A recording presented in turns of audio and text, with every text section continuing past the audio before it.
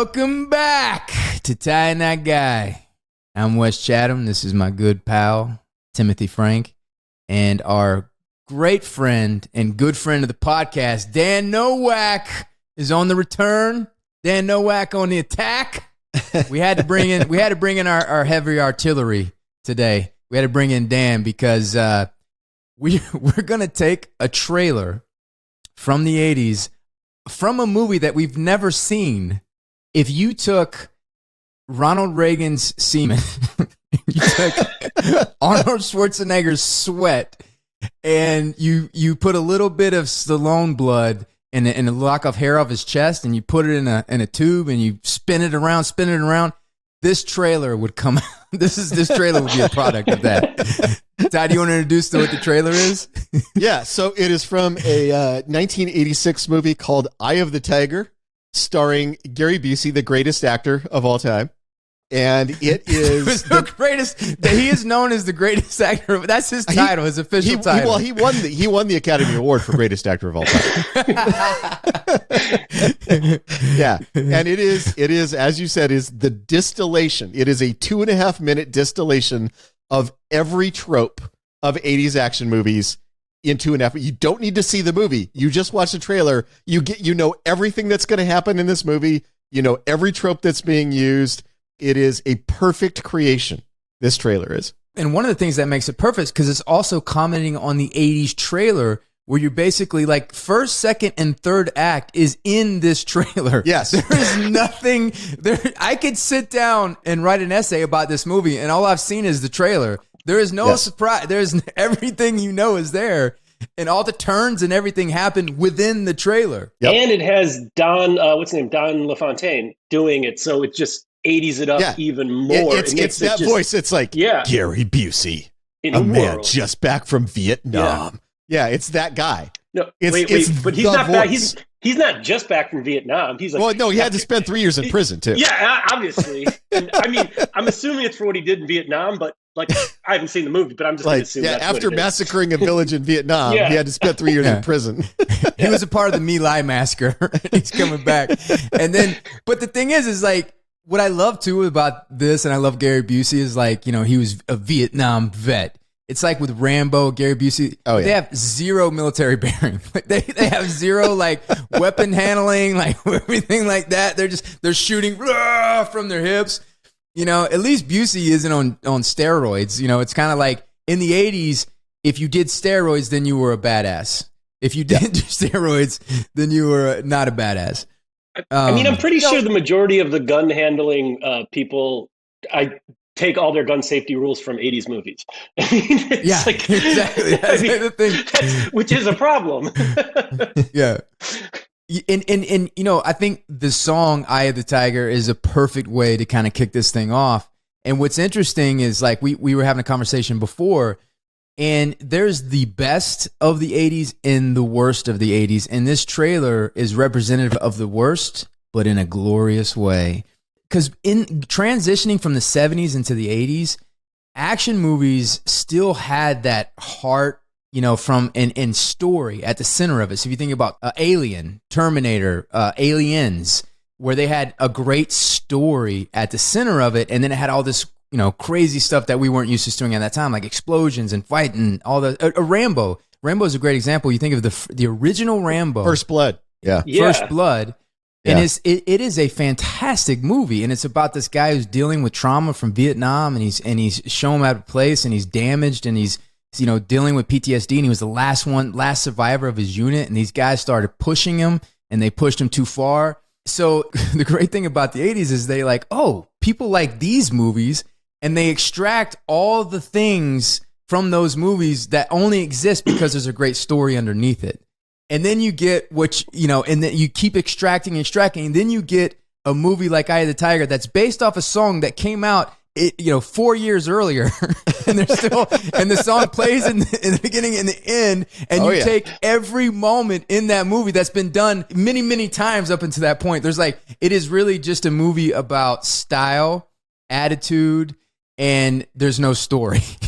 Well, I mean, feeling. Let's just quickly break down the list of tropes that this trailer runs through. You start at It's Gary Busey. He's, of course, a Vietnam vet because every action star in the 80s had to be a Vietnam vet. He's also just got out of prison, so we know he's makes up his own rules. He doesn't follow the rules. He's a bit of an outlaw, right? He has the black best friend because, if you were a white 80s action star, you had to have the black best friend. Like Dylan, you've been pushing too many pencils, Dylan. You got to have that. You got to have, he came home to his family and then his family was promptly murdered. Because that's what activates him. Because the only thing that could activate you in the 80s was having your family murdered or kidnapped. They had to be murdered or kidnapped, one of the two. He has to use his special skills that only a Vietnam vet would know how to use, which seems to be destroying the town.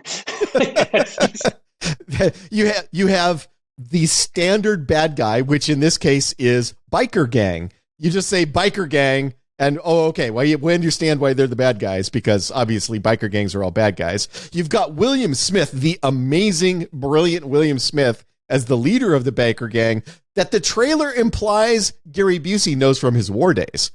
Because they're like, he comes to find his family murdered and his worst enemy. So apparently William Smith and Gary Busey have some history. But of course, now William Smith is running the biker gang. Does Gary Busey then turn into William Smith, who turns into Mr. Joshua, and then he's in Lethal Weapon? Their DNA merged, and then he turned into Mr. Joshua. So if we use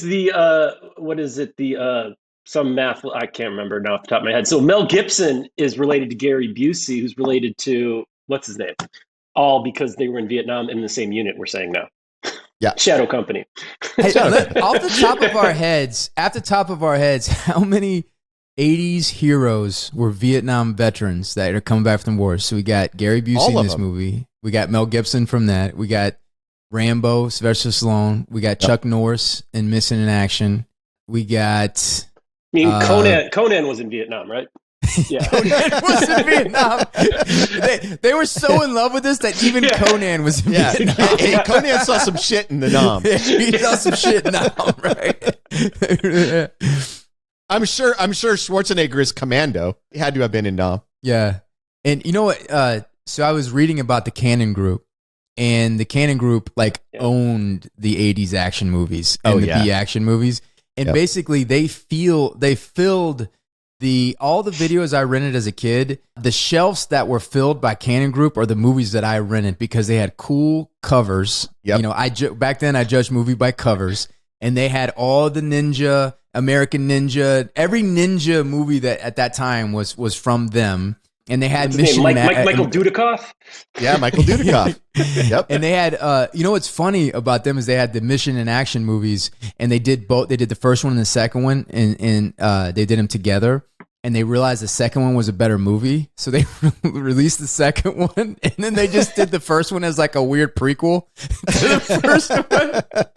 And so, I think if we're going into one of the things that is the best about the 80s is there was a moment there when the balance was just right, where you had story, you had good filmmakers like a James Cameron, but people didn't take things so seriously. So there was a spirit of fun behind the movies, which when we were all forming our love for movies and our enthusiasm for movies, it was at this time. And so there was this great feeling of fun, and you don't know what you're going to get. And sometimes it was horrible, but it was delightfully horrible. When they missed in a way that was so entertaining that you almost liked it as if it was a good movie.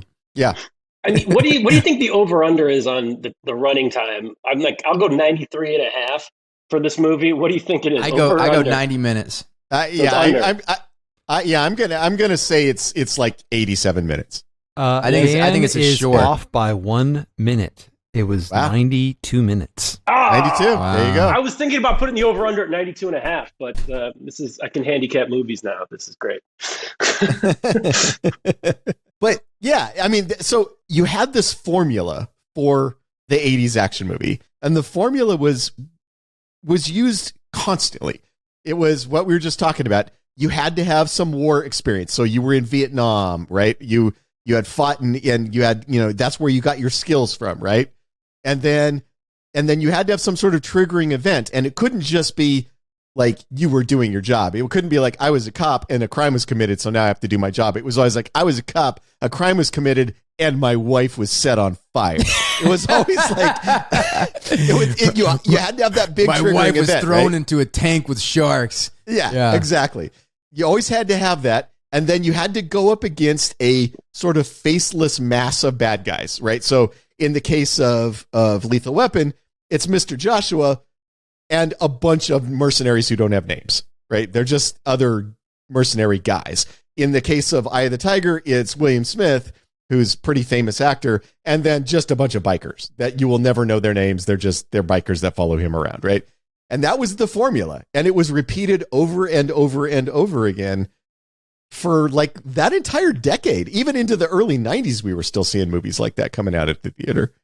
I mean, it's a much better, I think, financial model than Vietnam veteran comes back with a certain set of skills. Wife gets killed. Cops arrest the guy. They go to court. Justice is served. What's interesting is this director who directed Eye of the Tiger, he kind of had a really interesting start because he became best friends with Robert Altman. He met him when he was in the Army. They were stationed in Missouri. You see a lot of action in Missouri? Not the kind you're talking about. But yeah, Robert Altman went on to be like this really praised, artistic director, and he went on to make Eye of the Tiger. But he did direct one of my favorite Twilight Zones of all time, and that's Living Doll with Telly Savalas. That's right. And so so he had like a really great beginning and some pedigree. I don't know how he got to. He actually had one movie. I remember seeing this. Hold on, I'm going to look it up real quick. He Vanishing had one. Point?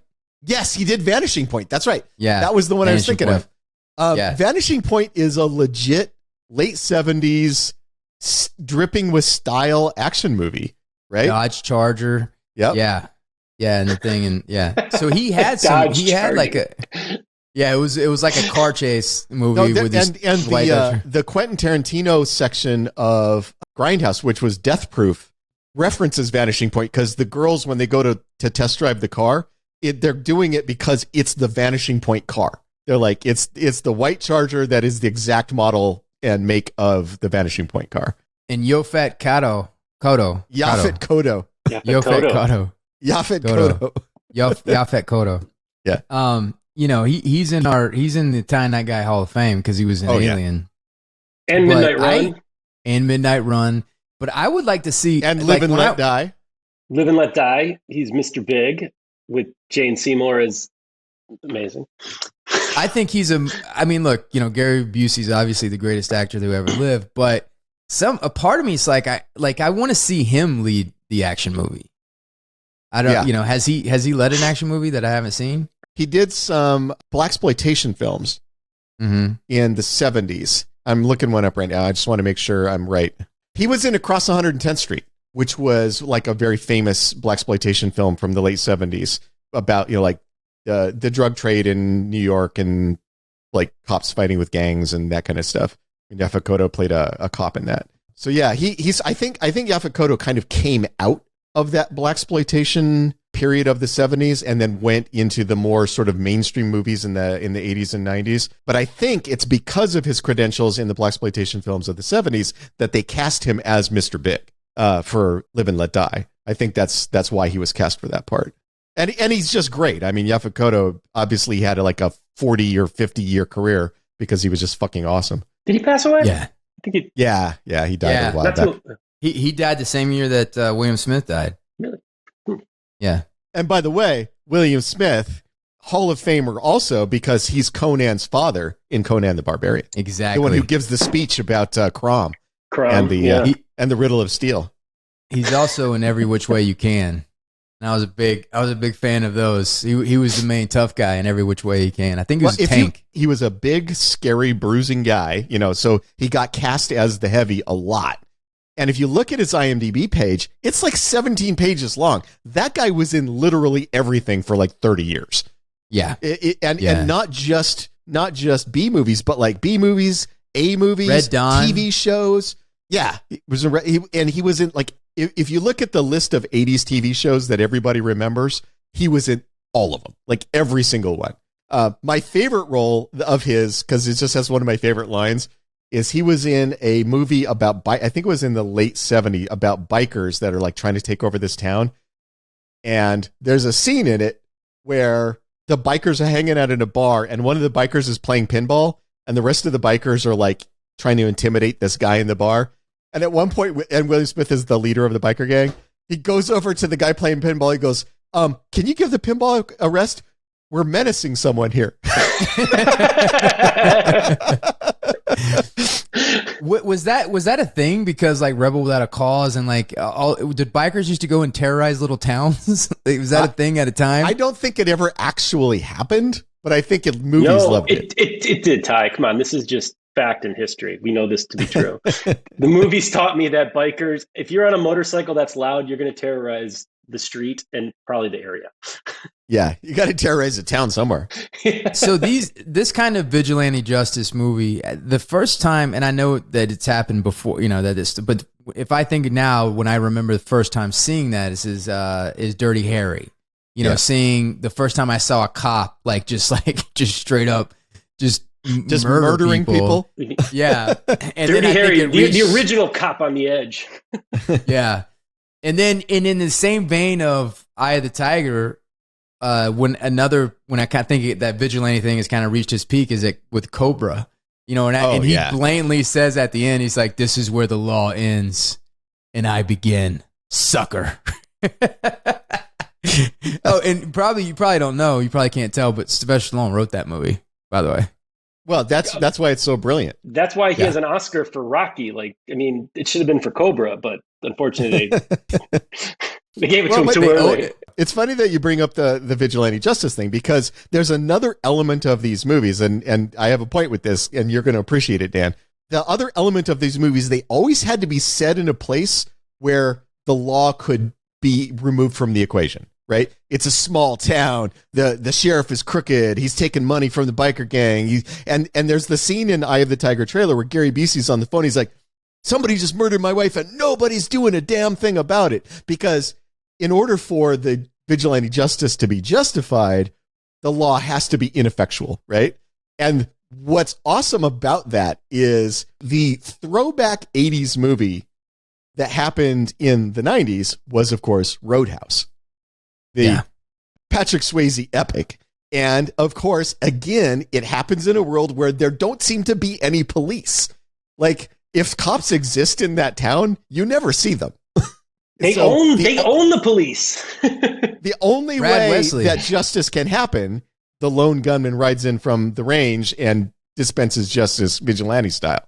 The movie has to set up that scenario. If the cops have any effectiveness at all, the scenario doesn't work. Well, Cobra merges these two things because he's a cop, but he's like the wrong cop because he's on the zombie squad. So he's technically a cop and he's like dispensing, which by the way, it also begs the question, if he's on the zombie squad, are there more Cobras out there that we just haven't seen? Maybe. But you know what? Because Dan, that takes place in LA. You and I now are in development on the Zombie Squad cinematic universe. Zombie Squad cinematic universe, yeah. I mean, because there's nothing better than like him going to have to kill the guy at the supermarket, and he's just got to grab that beer beforehand, drink it, and then get on the mic, get on the PA, and taunt the guy while the guy is a hostage. You know what I love about that is there's hostages at the grocery store, and he pulls up, and there's no let me try to establish a connection with the guy. Let me call back up and surround. He just goes in. It's like a cop shows up and it's like, oh, I'm here to kill you. And they just shut up and it's just, straight up gun time.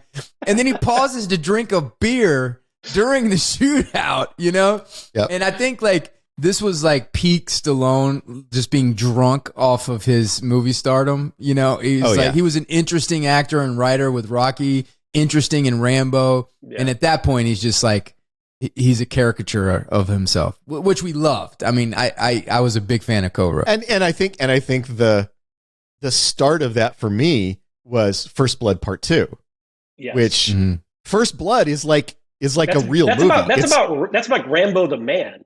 Yeah. Everything else after that is Rambo the superhero. Yeah. Exactly.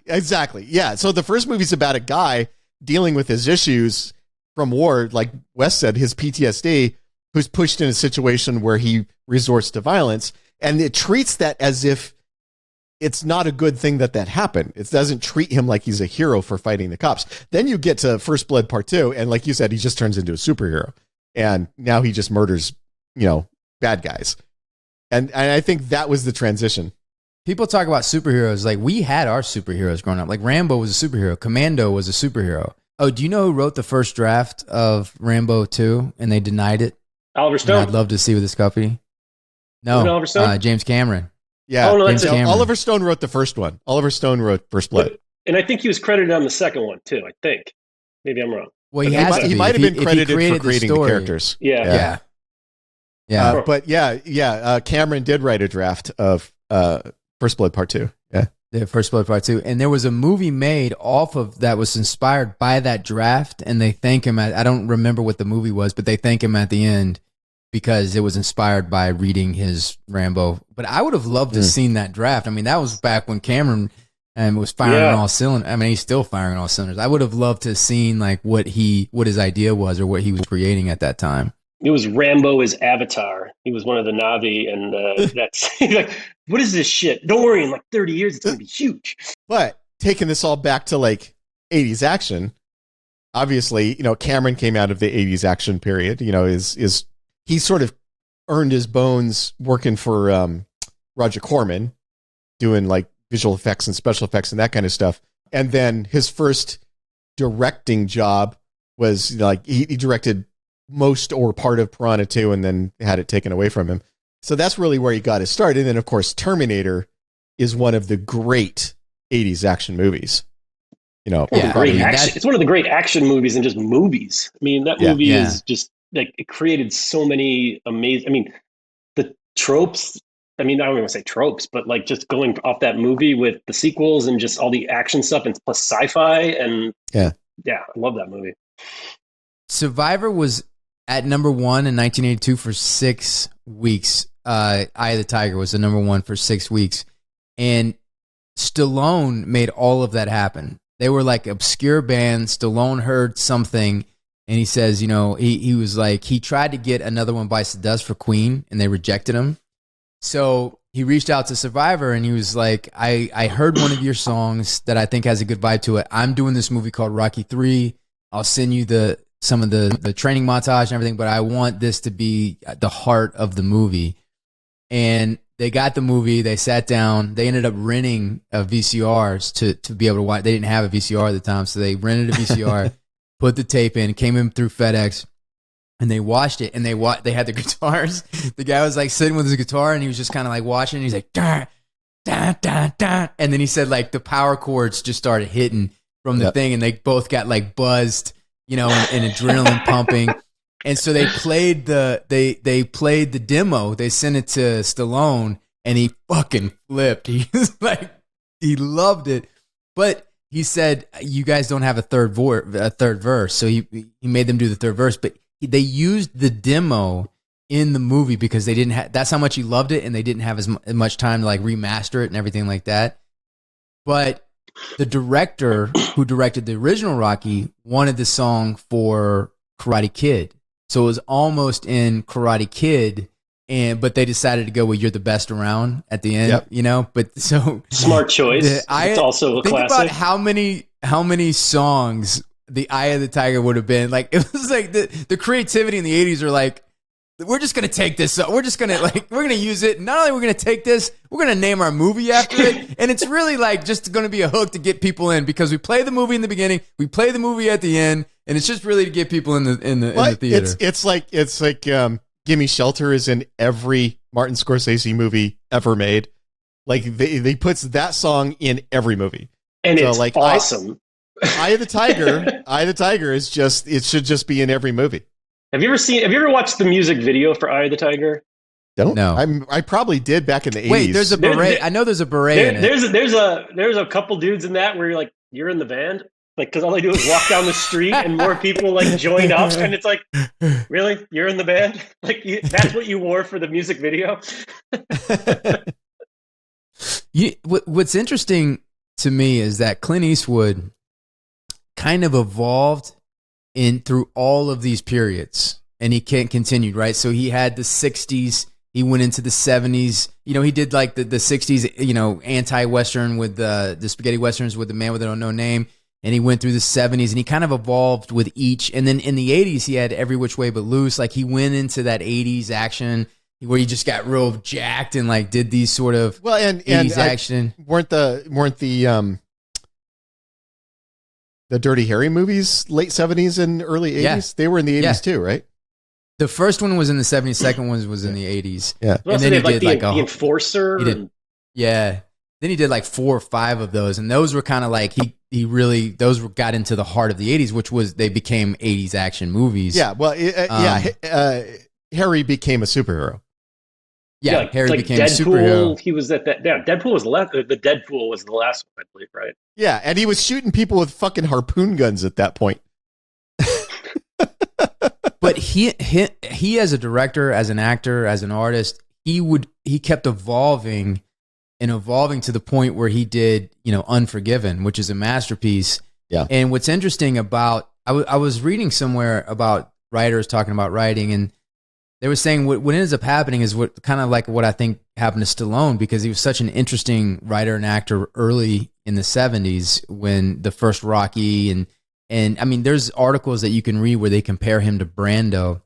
But there's a period where you kind of stop evolving, right? And I wonder if it's like you stop ingesting the new material or whatever, or even writers, like great screenwriters from the past, and they still kind of have the same feel or vibe from what they did that worked many years ago. Yeah. But there's a period where if you don't keep evolving, you'll become stagnant. You'll come, like, you constantly have to be reliving, and you constantly have to be ingesting the new things that are out there, keeping your finger on the culture and the pulse of what's happening.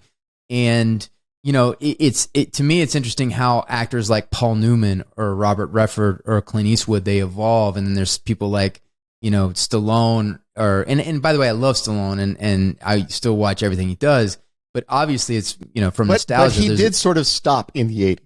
Yes, he did sort of stop in the 80s. Yeah. Even the movie that I did with him, I mean, that is an 80s movie. Like that. I remember us talking about it on set, and you said the movie I'm making with Stallone right now would be the most awesome movie of 1986. Yeah, I was like, this movie we're working on is going to be a hit if it was 1986. Half the budget is going to constructing the time machine to send us back to release this. Yeah, but I remember you saying that exact thing. It was a thing. dream for me, Yeah. And that's even like, even as an actor, like when I read scripts sometimes that are, an 80s, a horror or 80s, I'm like, this is fucking awesome, dude. And they're like, no, it's not. It's not an awesome. And you're like, oh, you have to kind of realize like your nostalgia. You got to take your nostalgia and everything out of that, and really kind of evaluate. I remember Nick Cage has kind of made a rebound, but I remember I got offered this movie. Can't remember the name of it. It was a movie that ended up like being okay, but I got offered this movie like at the when Nick Cage, like, this was it Leaving Las Vegas, but then they decided to go with Elizabeth Shue? Yeah. they went a different route, and that's what I was going to do. But I got this movie, and I'm a Nick Cage like fan. Like I'm still stuck in Moonstruck and like Con Air, like, and so there was they reached out and they were doing this thing, and it was, and I it sounded like a cool premise and everything. And I was stoked. I was like, fuck yeah. And I remember calling my manager, and he was like, no, you're not, this is not the time, man. This is not, not something you would want to do right now. Was it The Unbearable Weight of Massive Talent? Because that was actually really good. You should have done that. No, and I wish it was, because I feel like, listen, Nicolas Cage is interesting. Yeah. And even, and I think he's a great actor, and I think his argument in the film makes a lot of sense. He's like, look, this is a style of acting. This is a presentational type of acting that they, this is, and this is how I do it, and this is what I like to do. And sometimes it works. Like in Moonstruck, he was very operatic. He took my hand, and all that stuff. And he says, people criticize me for working, but I fucking like to work. Like if you're a construction worker and you want to get up and go to work every day, you don't give that guy a hard time from working every day. This is what I do. This is what I love to do. As Wes said, Nick Cage is always interesting. Now, going back to, taking this full circle back to Eye of the Tiger, there was a time when I would have said Gary Busey was like that he was always at least interesting. I think he's kind of lost that. But there was a stretch there where he was always kind of interesting no matter what he was doing. Well, it gives an example of some of those films. I loved him as the bad guy in Under Siege. He's great. That was one of his better. Like him and Tommy Lee Jones were great. Like I always joke that Tommy Lee Jones should have won his Oscar for Under Siege and not the Fugitive. I love Mr. Joshua. I thought Mr. Joshua was great. Under Siege was elevated. Like, I mean, that movie was better than it should have been because of Tommy Lee Jones and Nick Nolte. Yes. And that's like, if you think about Seagal, there's 2 Seagal movies that I like. Above the Law, his very first movie. That movie was bad fucking ass, and it was very in line. It was one of the precursors to this trailer. One of it's one of those ones that had the spirit and had the story, before this happened. And then Under Siege. Yep. You like Hard to Kill? That was my introduction to Steven Seagal. I had to go back and watch Above the Law after that. I remember Hard to Kill's tough to watch for me. Yeah, that's not. I wasn't a big fan, but I remember my dad. You could take that to the bank, Dan. The blood bank. That's for my wife. Fuck you and die. And then he kicks him in the face after he stabs him in the neck with a pool cue. I remember when me and my dad went to Uncle Michael's house, and we went to Uncle Michael's house, and he's like, we showed up, and he's like, you got to watch this fuck. I mean, we were there for dinner or whatever. He's like, just don't worry about, just sit the fuck down. You got to watch this movie. He put it on Above the Law, and I was like, this is the greatest fucking movie I've ever seen in my life. And when it really peaked for me is when he had the gun. There was 4 people around him, and they're like, he can't shoot us all. And he just shoots one. he just shoots the guy that said that. And then everybody's like, oh shit. And I was like, that's the greatest fucking thing. How many times have you heard, let's just rush him. He can't shoot us all. And he's like, poof, and he shoots that guy and he's dead. Yeah, and Above the Law is legitimately a good movie. And he's good looking. And it had Pam Grier, and any movie that has Pam Grier in it is a winner for me. Yeah. But he was a leading man. Like he was good in it. He was a good actor in it. He was good looking, and everything. And it was, it was one of the best versions of this thing.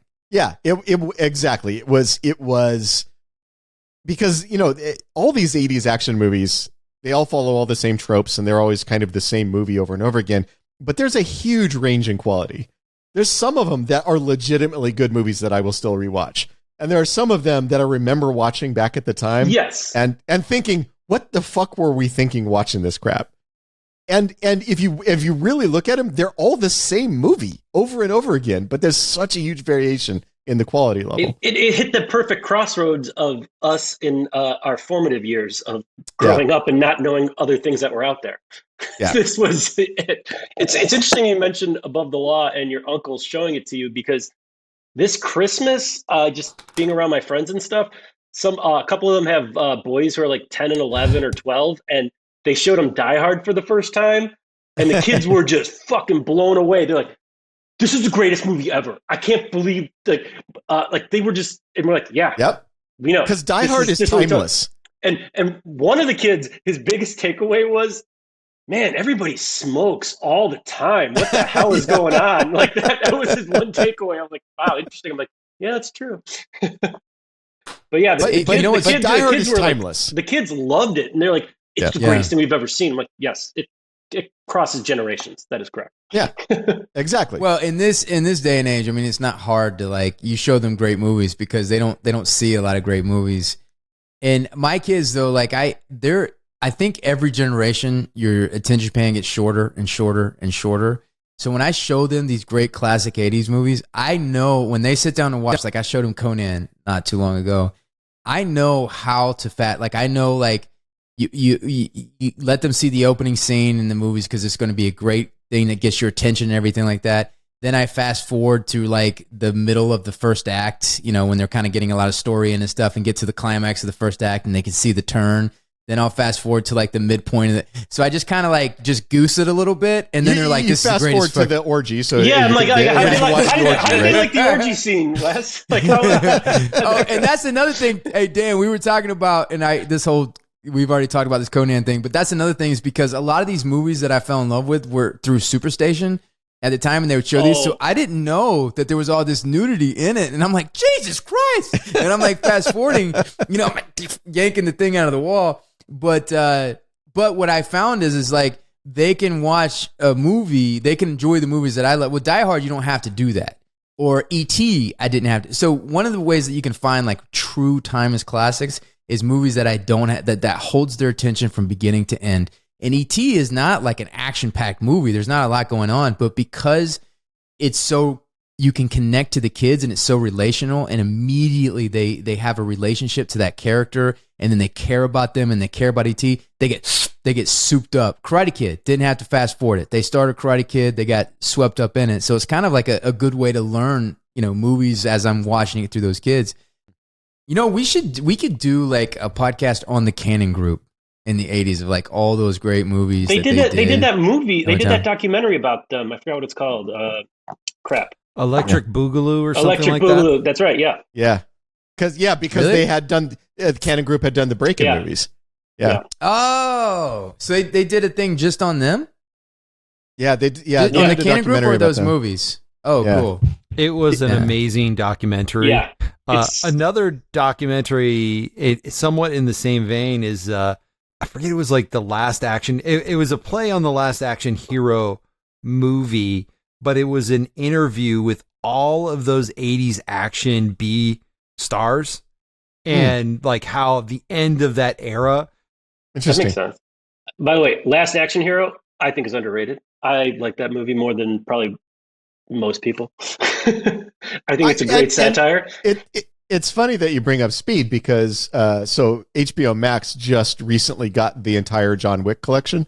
So I in bits and pieces I've been sort of rewatching them, and John Wick is the 80s action movie with the style turned up to 11, and after having snorted like 8 rails of cocaine. That's what it is. It's the thing we would have loved in the 80s, but it's just brought up to the 2000s in style. It's just got that style to it. Yeah. Because it's just as mindless and inane as. Yep. It's just but it knows it's that. The 80s movies didn't necessarily know that they were that. There was no self-awareness in the 80s. Yes, exactly. Cocaine took that away. If you're going to do that now, you either got to reinvent it or you got to take it one step further. Yeah. And John Wick went the take it one step further part. Yeah. Where and there's a style and a vibe to it that is what makes it unique and what makes it special. I remember the first John Wick. I mean, it felt like when I watched Above the Law. Yeah. Where I was like, oh my God, I love this. Yeah, where you're watching, you're going, I forgot that I could love mindless action movies. And here's one making me fall in love with it right now. Yeah. In the 80s, they did have that moment where they would try to take any like specialized world, like, bike riding or gymnastics or whatever. Gymkata, baby. Gymkata, yeah. Gymkata, and then they would turn it into like an 80s action movie with that skill in place. I'm telling you, Iron man, Eagle. we should make our Dynamite Cannon movie now. I bet we could get Liam Neeson to be in it. He's like, no, I've already done that movie. We're like, damn it. What was? You're gonna run out of tricks pretty fast because, like, bad guys. Shoot the thing. It's like, all right, what do I do from here? I'm out of dynamite. The nice thing about the Dynamite Cannon is it is pretty definitively an overpowered weapon.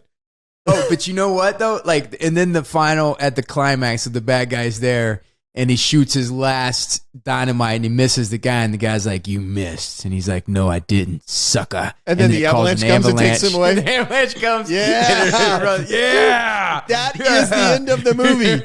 Oh, my God, Wes, you're good at this. You're good at pitching. That's a good pitch. Oh, of those trailers you guys sent me for like the 80s trailers. Well, I sent you guys the Rambo 2 trailer because to me, nothing will ever top that trailer because the beginning of that, it's like you just hear this grunting of Stallone and you see like just the sinewy muscles. And then when they pan down, he's tying his fucking shoes. That's all he's doing. It's just like the most action. What? He's tying the shit out of those shoes. Yeah. But I want to know how they went from, because Stallone and how they go from Rambo, which is a good fucking movie. No, First Blood. And then, First Blood is the first one. Yeah. I mean, First Blood. How do you go from First Blood and then make First Blood 2?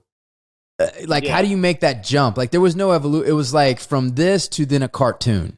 Yeah. Right. And even, Stallone has stories since. I don't know if this is true, but like he was getting so buff and jacked for those Rocky movies. It's like, well, why don't I just turn buff, jacked Rocky into Rambo? Who knows? But I don't know. Yeah. That's just me speculating based on nothing here. Oh, I see what you're saying. He's like, well, I'm in shape for this movie. Yeah, Why don't I just go do this movie? Like, I'm in shape. Yeah. First Blood, he's basically in like nothing like Rambo 2, where he's got his shirt off for half the movie. Yeah. Well, I love that scene in Tropic Thunder where they're talking. He's like, how in First Blood, Rambo's kind of big, but he's puffy, and then in Rambo 2, he's all shredded up. Yeah. It was like in the 80s, it was like an arms race. It was like a steroid race between all the major action stars to get juiced out, and that's what I love so much about John McClane and Die Hard. Oh yeah, it was like he smoked. He was like kind of, he was like it's the dude from Moonlighting. It's like, what the hell? Yeah, I know, the guy from Moonlighting. Or to me, my favorite action character of the 80s is Riggs. And, he was this guy who has skill, he has talent, but he's fucking halfway out to lunch, like he's halfway crazy. He's the ultimate cop on the edge. Yeah. I mean, literally he's the guy cop on the edge. Yeah. And, he smoked, he drank, he was suicidal, and he was vulnerable. He wasn't superhuman. Riggs was not superhuman. By the way, he really loved his wife. Like, he was like it wasn't like his kid, it was his wife. Like, he was like suicidal. Yeah. I'm like, dude, you're like 25 or something. Yeah, but again, the 80s action trope, the hero must be activated by the death of a close loved one. And his wife's death wasn't activated. His wife's death wasn't connected to the bad guys. It wasn't connected to the bad guys until part 2. But it's the thing that puts him on the edge. And then when his partner's family is threatened, it's true. Then that's when he goes to work. But see, Mel Gibson just was a better actor than all the other guys that did it, because when he's sitting there and he's putting a gun in his mouth, you really fucking believe it. Like Gary Busey's like, they just killed my wife. I mean, it's like they got his order wrong at McDonald's. He's like, hey guys, can you cut me a fucking break? They just killed my wife. But Mel Gibson is literally sucking on a pistol, and just tears running down his face, and you got the guitar solo that ran throughout the whole movie and everything. I'm like, God damn! I'm feeling for this guy.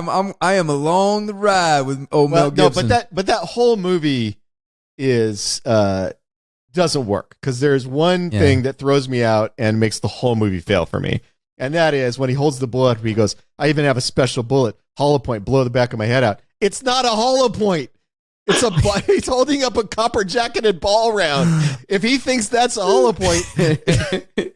I wish Danny Glover would have said that. Maybe it would have been like, oh shit, now I'm not crazy anymore. No, that is Danny Glover should have said something, but that is a thing that is scripted that doesn't match. Like, props did not understand. Props didn't get it. Props didn't get it, and Mel Gibson should have caught it, and the director should have caught it. I think the most realistic part. Well, no, I'm joking. I'm being exaggerating. Yeah, I'm being internet movie fan who hates a movie because of one irrelevant detail. I was just doing that. The LAPD allowing another cop to like just beat the other criminal to death while all the cops cheer while the fire hydrant explodes and rains down. Yeah. That to me was like a documentary. That's what the LAPD just does. That is the LAPD right there. Yeah, that's actually probably like the most realistic part of the movie. That was the most realistic part of the movie. You're like, that would never happen. You're like, It would have been a little more realistic if 12 more cops had run in and beat him to death with their billy clubs. Yes. Yeah. I mean, and Busey had like the light pole from his lawn, just swinging it around. It was like an aluminum pole that he yanked out of the yard. Yeah, exactly. Oh, the one trailer I watched, which I was pissed off wasn't better because the movie's better was what's it called? The Chuck Norris one, Delta Force. Oh yeah, the Delta Force trailer is not great. No. Oh, and fun fact for you guys, that one of the hostage planes taken in Beirut in the 80s, I think it might be the one Delta Force is based on. I had 3 or 4 relatives on that plane. So, Really? What? Yeah. Holy yeah, shit! a bunch, like my great aunt who raised my dad when his parents died, she was on that, and so were a couple of my cousins who are, I think they're all passed now, but yeah, they were on that. They were like going to, it was like a layover. I think it was a stopover on their way to Egypt or something like that. But yeah, they were on that plane, so they were like held by the terrorists for like 3 or 4 days or whatever it was. Yeah. Jesus. So you have relatives who were saved by Chuck Norris. Yes, that is correct, and that's why when I'm like, this deserves a better trailer, because yeah. So like, because yeah, all they told me when I was a kid was Delta Force stories about how Chuck Norris cool. and Chuck Norris and his rockets on his motorcycle. And Lee Marvin. Lee Marvin. I mean, come on, don't leave him out. And you got George Kennedy as the priest. So what I was saying, Ty, before the Ouija board cut you off, is that, you know, one of the things that we don't talk a lot about is the movies during the 80s coming out of Hong Kong at that time, like Police Story. Did you ever see a Police Story with Jackie Chan? Oh yeah, of course. Like 1985, such a badass movie. I mean, you know, you had obviously Bruce Lee and a lot of those guys in the late 70s, but 80s, like the 80s, those movies there was a lot of like vigilante type kung fu movies at that time. And there was like, I think they called it gun fu. Yeah. Where there was like, you know, gun fu movies where they just had the style and like, which, you know, America made its gun fu movie. They called it Equilibrium. Yes. Oh yeah. Yeah. But then John Woo took that into a poetry version in like the late 80s with The Killer, right? That was like 89, I believe, right? When was Crouching Tiger? That was late 90s or early 2000s. Yeah. Yeah. But John Woo was like, he came up in that Hong Kong time in the 80s. Did he direct Police Story? I don't know. Don't think so. I don't think so. I thought Jackie Chan had his group of people. Yeah, John Woo did like you know, Hard Boiled, The Killer, Hard Boiled, The Killer, and what's the other one? Better Luck Tomorrow. No, not Better Luck Tomorrow. Not Better Luck Tomorrow. It's something. It has a title like that. Better Tomorrow. A Better Tomorrow. That's it. That's Better it, Tomorrow. Yeah. And there was a stretch there where any movie wanted my money. All they had to do was put Michelle Yeoh in it, and I was there. I'm ready. Just take my money. Because watching tiny little Michelle Yeoh just whoop ass that's just porn for me. But yeah, I mean, so that period of Hong Kong action flick definitely was a huge influence on me. Like I loved those movies. Like all those. I mean, anything Chow Yun-fat was in was a winner. All right, let's wrap it up. Thanks, Dan Nowak. We've meandered about the 80s for a while now. Yeah, we meandered a little bit. Hopefully some coherent episode will come out of this. Please erase all butthole talk out of there. I know there's something wrong in that somewhere. So Joseph, please erase all the butthole talk except for the comment where Wes just said, please erase all the butthole talk. Leave that in. As you command. You're giving your audience, like, these are breadcrumbs for the future. Like, wait, butthole talk. Butthole talk. We got to get the uncut version. Put your that's how we sell those patron memberships. Yeah, those patron members. We got to hear what the butthole talk. Yeah, we got to get that butthole talk. I better pay the $1. Thank you guys for hanging out. Goodbye, Ty.